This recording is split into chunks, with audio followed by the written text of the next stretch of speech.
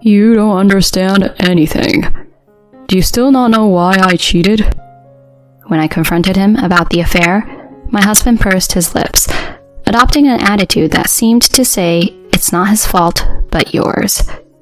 I confronted him, assertively. What do you mean? Are you saying I'm the reason you cheated? Yeah, that's right. I cheated because you made me feel lonely. Huh? Are you serious? Of course. I don't want to hear your excuses. Just get out. At that moment, the feelings I had built up towards my husband melted away. There was no longer any affection, only a sense of disgust. What did he just say? Cheating because I made him feel lonely? This is ridiculous.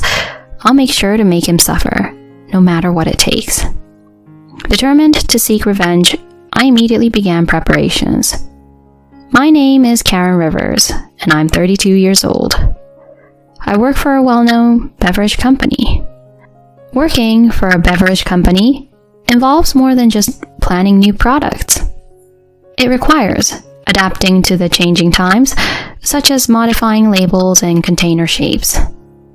Especially for beverages featured in commercials, one must come up with memorable catchphrases and label designs. These tasks are quite challenging, and it's common for good ideas not to come easily, even after days of contemplation. Since graduating from college, I have immersed myself in work every day. The monotony of my work routine changed 2 years ago. It all began with meeting my current husband, Taylor. I first met Taylor at a group blind date I was invited to by friends. I was not in the mood for it to begin with, and I was just drinking. But then, he approached me. Would you normally talk to someone who is just sitting in the corner of the table drinking alcohol? He's an unusual person. I was thinking that, but when we started talking, surprisingly, I naturally began to smile. We exchanged contact information, and the following month, as we went out for a meal together. After dating for a year, we started living together with the prospect of marriage. While my job keeps me busy, Taylor's company is small, so there's usually some flexibility in his schedule. That's why, whenever I come home, he's always there, ready and waiting with a meal. Welcome back, Karen. Dinner is just ready. You made it for me. Thank you. Karen, you're busy, so it can't be helped. It's something simple, so cut me some slack. Yeah. I'm really happy. Thank you so much. You're contributing a lot to our living expenses, so it's only fair. We had quite a difference in income, you know. This is because a few years ago, my project was successful, leading to a promotion. When we roughly disclosed our incomes before moving in together, there was about a threefold difference between my salary and Taylor's. So we decided to split the rent, and I covered utilities and groceries. While most of the living expenses fell on me, I didn't mind, because Taylor took the lead in steering our life together. Unlike me, who occasionally faced sudden overtime, Taylor reliably had weekends and holidays off. So on weekdays, he cooks meals and cleans the bath. On his days off, he would thoroughly clean the entire house. I, in turn, sometimes took on household chores to give him a break. In this way, we supported each other, smoothly navigating our cohabitation. Half a year after moving in together, Taylor proposed, and we got married. With the official status of a married couple, we decided to move to a slightly larger apartment. However, a problem arose at this point. There was a significant difference between the property Taylor wanted and the one I had in mind. Why not choose something in the middle? We're both about halfway between our workplaces. I showed him the floor plan of a certain property, but Taylor never nodded. Instead, he boldly pointed his smartphone at me and said confidently, So this place is definitely better. The rooms are spacious, and being on a higher floor is better, right? You misunderstood. Even the place I showed you? Isn't it good enough? Taylor, even if we have children someday, your choice is too spacious. You just don't get it. You can never have too much space. Besides, Karen, you can wake up earlier, right? I'm not a morning person, so I want to live somewhere close to the office. What's that? It's not all about your convenience. I do most of the household chores, so it's fine, right? Karen, just focus on your work. Despite several discussions, my husband didn't budge an inch. Instead, he aggressively pushed his opinions. Since he was unyielding, we eventually moved to the property he suggested. It was a relatively small high-rise apartment, and the room he contracted was on the 7th floor. The rent jumped several times, visibly increasing our expenses. On top of that, he said, I want to get all new furniture and appliances. And I ended up buying everything with my own money. Initially, as before, we split the rent, and I covered utilities and groceries. However, around 3 months after the move, my husband's attitude gradually began to change. I'm home. One day when I returned from work, there were cup ramen containers scattered in the living room. Next to them, my husband lay on the sofa, looking at his phone. There was no usual greeting of welcome home. The room was quite messy, and of course, there was no meal prepared. Hey, Taylor, are you tired? When I inquired, he maintained his posture, merely shifting his gaze towards me. A discernible sigh escaped his lips, accompanied by a visibly weary expression on his face. Can't you see it? I'm tired, so I made such an easy meal, right? I see. Well, and I'll have cup noodles too. Huh? I bought that stock myself, you know. Huh? So am I not allowed to eat it? Even though I cover all the food expenses? Well, if that's the case, buy it yourself from the convenience store. Cup noodles are cheap with your salary, right? The somewhat prickly tone of his words caused irritation. Realizing that continuing the conversation would only agitate me further, I opted for the light soup I had purchased as a substitute for dinner. While soaking in the bath that night, a sudden thought crossed my mind. Why did my husband suddenly adopt such an attitude? I wonder what's up with Taylor. Maybe he's really exhausted. Up until now, I had entrusted most household chores to my husband. Though I helped when I could, the burden remained substantial.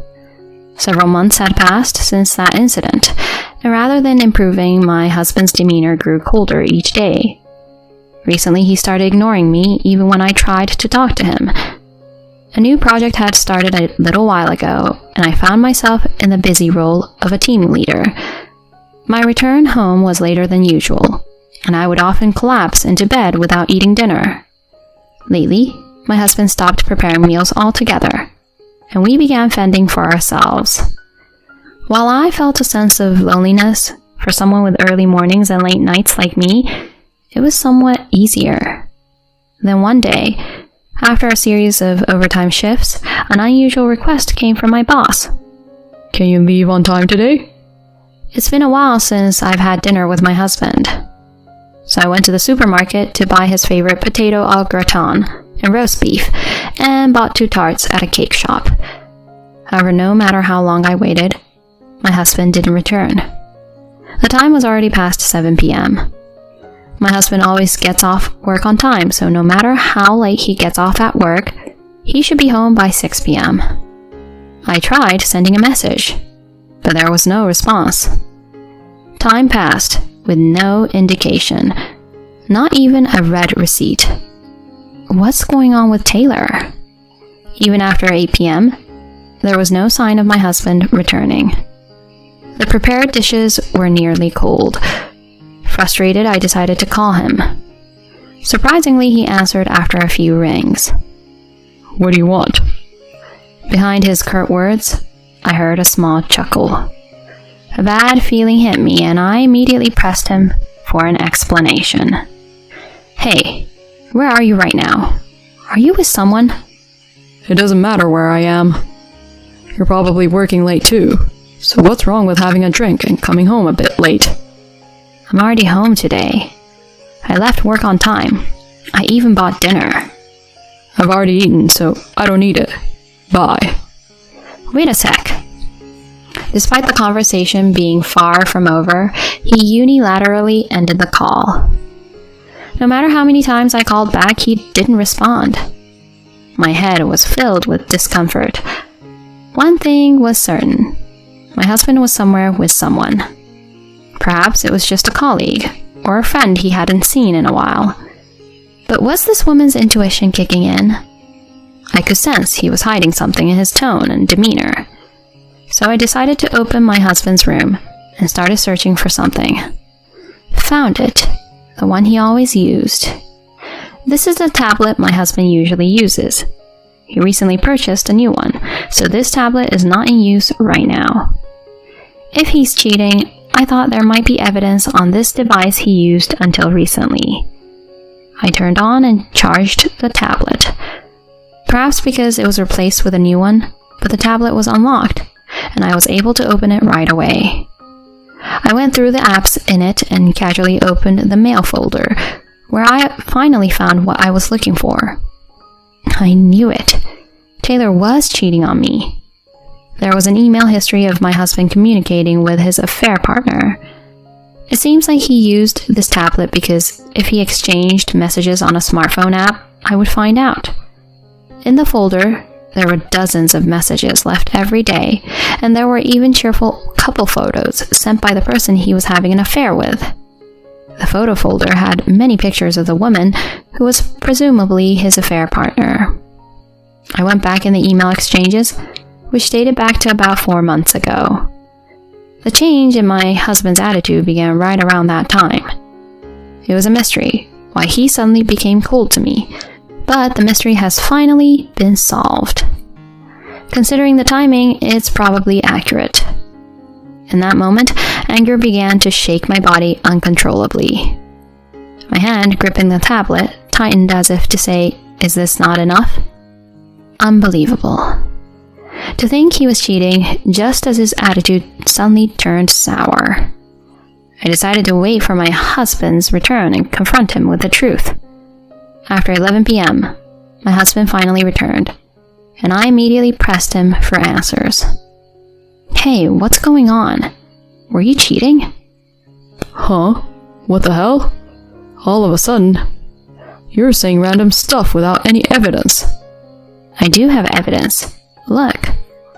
I presented the evidence I found on the tablet to my husband. He seemed surprised for a moment, but then started laughing. You really don't understand anything. Don't you get why I cheated? Just because you made me lonely. My husband looks at me like I'm an idiot, his mouth agape. He acted as if it was not his fault and that it was my fault. I forcefully confronted my husband with this. What do you mean? Are you saying it's my fault you cheated? Yeah, that's right. I cheated because you made me feel lonely. Huh? Are you seriously saying that? Obviously. I don't want to hear your excuses. Just get out and stop bothering me.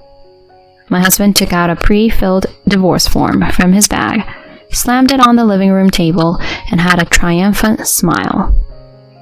In that moment, all the feelings I had built up for my husband quickly faded away. There was no love left, only a strong sense of disgust. What did he just say? I cheated because you made me feel lonely? This is ridiculous. No matter what it takes, I'll make sure he pays for this. With revenge on my mind, I turned to my husband and told him in no uncertain terms. I understand. Then I'll just take my personal belongings and leave. Fine. Do as you please. With this, I can finally live with my girlfriend. In return, give me just 1 week. I need to find a new place. Whatever. I'll stay at my girlfriend's place for about a week, so make sure you're out by then. My husband left our home with the bare minimum of belongings. I, on the other hand, also immediately began preparing. Of course, it's not just about moving. I decided to take everything in this house. meaning all the furniture and appliances I purchased with me. On that day, I packed up some of my belongings, and the next day I contacted the moving company. After signing a contract for a monthly apartment for temporary stay, I left home. 2 days had passed since I moved into the monthly apartment. We had already submitted the divorce papers, and we were complete strangers now. On this day, as I was having dinner alone, my phone rang. I had anticipated it, and as expected, it was a call from my ex-husband. "Hello," he exclaimed as soon as I answered. Hey, what the hell are you doing? "What's wrong? Why are you so worked up?" Don't play dumb. Inside the house, why is there nothing left? Huh? And didn't I say it? I'm taking my personal belongings with me.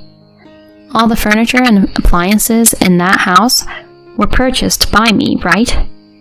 So, is there a problem with me taking them with me? What? What the hell is that? Since you're the one leaving, it's normal to leave that kind of stuff behind, right? What do you think I invited her for? He probably intended to show off in front of his girlfriend. However, the house was now practically empty. Just imagining his face at that moment made me want to burst into laughter. Despite my desperate effort to hold back laughter, Taylor continued. Hey, you hear me? Just give it back. That's mine. Give it back? After receiving living expenses from someone and even cheating, how can you say such a thing? I'll let you know. I'll definitely claim alimony as my rightful compensation. What? Alimony? Why would I cheated because it's your fault. My fault? Made you feel lonely? Don't be ridiculous. We got married knowing my job was busy. In my own way, I valued our time together as a couple. You're the one who betrayed that, no one else. When I made that accusation, Taylor stumbled over his words, realizing that continuing further was a waste of time. As if to clear away all the resentment built up until then, I unequivocally declared, "Do you understand? This situation is entirely because of your actions. I don't want to hear complaints from a man who cheats. Don't ever involve yourself with me again. You and your affair partner can go to hell together for all I care." Karen, wait, Without waiting for his response, I hung up and erased his contact information. It was the moment when the grudge within me finally disappeared. Afterward, I consulted a lawyer and claimed for my ex-husband and his affair partner. The affair partner apparently promptly paid me in a lump sum, and then smoothly parted ways with Taylor. As a result, my husband became emotionally and mentally unstable. What befell him in the aftermath was a demand for rent payment. Oh, that high-rise apartment. Taylor insisted on putting everything in his name, saying he wanted to be a supportive husband. In other words, all bills are addressed to him. Up until now, the rent has been split 50-50, but from now on, he will have to pay all rent and utilities. He can't possibly afford the rent for that house with his limited income. Of course, given the circumstances of the divorce, he can't expect any support from his parents either.